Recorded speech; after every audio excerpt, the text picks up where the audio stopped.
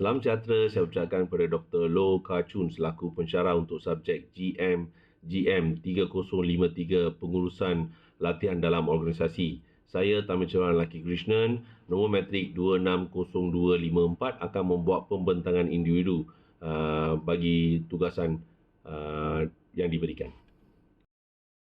Latar belakang organisasi. Mana organisasi yang saya akan bincangkan adalah berkenaan dengan organisasi AMCOG. Mana AMCOG telah ditubuhkan pada tahun 1965 dengan nama AMDB Berhad. Mana pada hari ini AMCOG telah dipengerusikan oleh Puan Shalina Azman yang dilantik sebagai pengerusi sejak daripada tahun 31 Oktober 2014 bagi memastikan AMCOG dapat bersaing dengan efektif dalam industri pasaran sama ada dalam peringkat tempatan maupun di peringkat antarabangsa.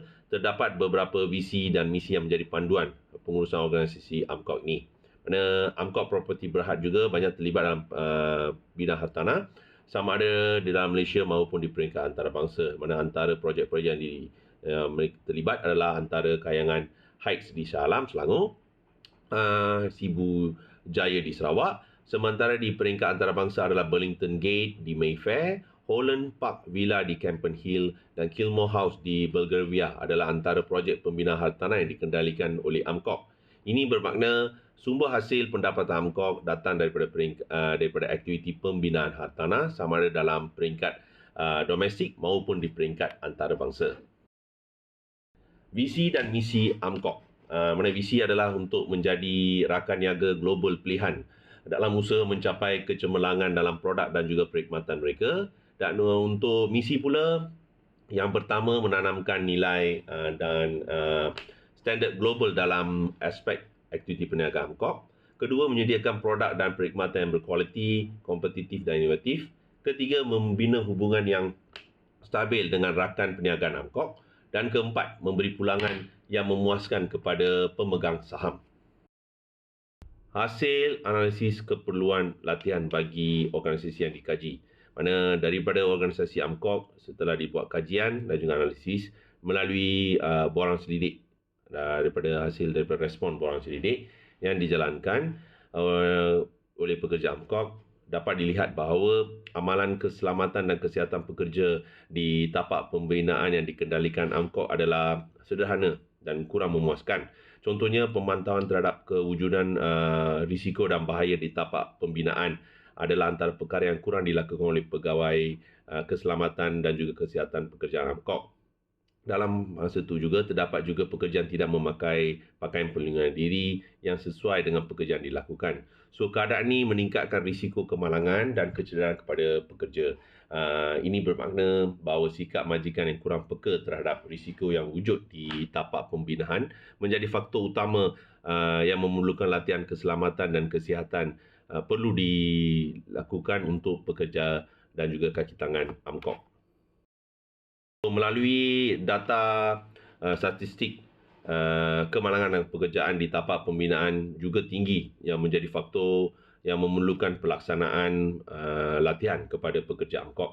Dalam sektor pembinaan, aspek keselamatan dan kesihatan pekerjaan adalah antara elemen yang sangat penting kerana pekerja terdedah dengan pelbagai risiko bahaya di tempat kerja, khususnya bagi pekerja yang terlibat dalam aktiviti pembinaan.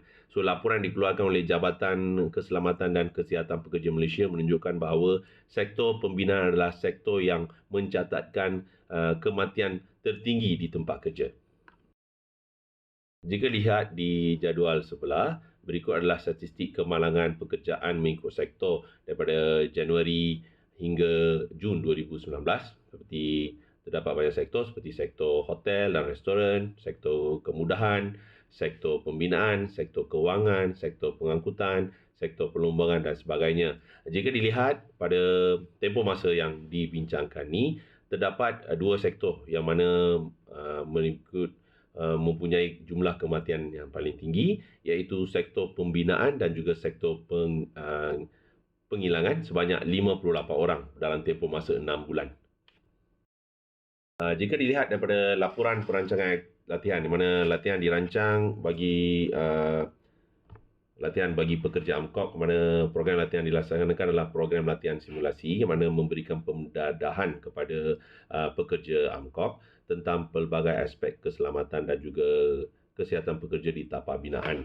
Dalam latihan ni, pekerja akan diberikan dilatih dengan kemahiran teknikal seperti cara menggunakan pemadam api sekiranya berlaku keadaan kecemasan, cara pemakaian keselamatan kepada pekerja yang bertugas di tapak pembinaan, cara mengendalikan pekerja yang terlibat dalam kemalangan dan sebagainya.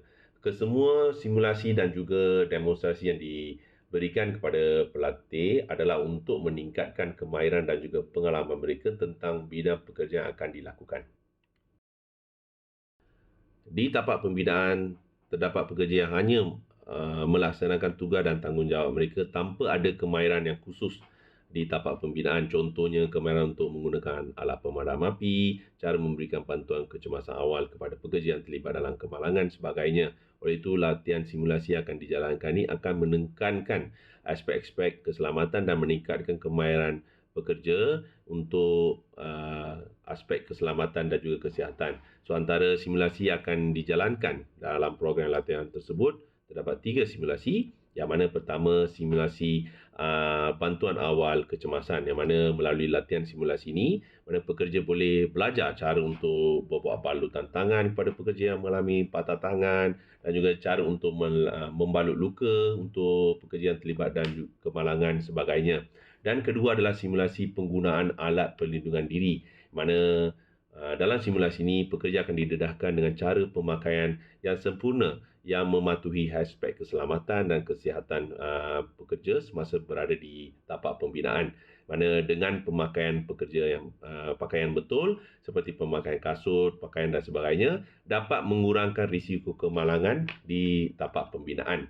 Dan ketiga, simulasi penggunaan alat pemadam api. Mana masih lagi ramai yang tidak pandai ataupun mahir dalam penggunaan alat pemadam api ini. So, dalam latihan simulasi ini dapat mempertingkatkan kemahiran pekerja untuk menggunakan alat pemadam api sekiranya berlaku kebakaran kecil di tapak pembinaan. Semana latihan simulasi ini dapat membantu mengelakkan kebakaran yang lebih besar daripada berlaku di tapak binaan. Kesimpulannya, dalam program latihan yang dilaksanakan seharusnya memberikan meningkatkan motivasi pekerja di kalangan pekerja mana Ibrahim pada tahun 2017 menyifatkan bahawa motivasi kerja sebagai satu elemen yang penting yang mempengaruhi prestasi organisasi. Majikan dan juga pemimpin harus memberikan contoh yang baik dalam aspek penjagaan keselamatan dan juga kebajikan pekerja masing-masing. So, dalam secara tidak langsung, apabila bajikan berbuat demikian, masa motivasi pekerja di kalangan pekerja akan meningkat. Yang mana dia lakukan dengan cara yang efektif, di mana setiap latihan yang diberikan kepada pekerja dapat mengembangkan kerjaya pekerja tersebut.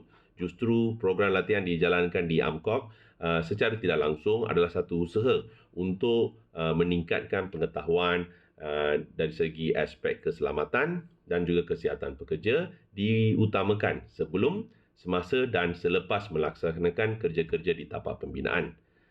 Sekian saja pembentangan saya pada hari ini. Terima kasih.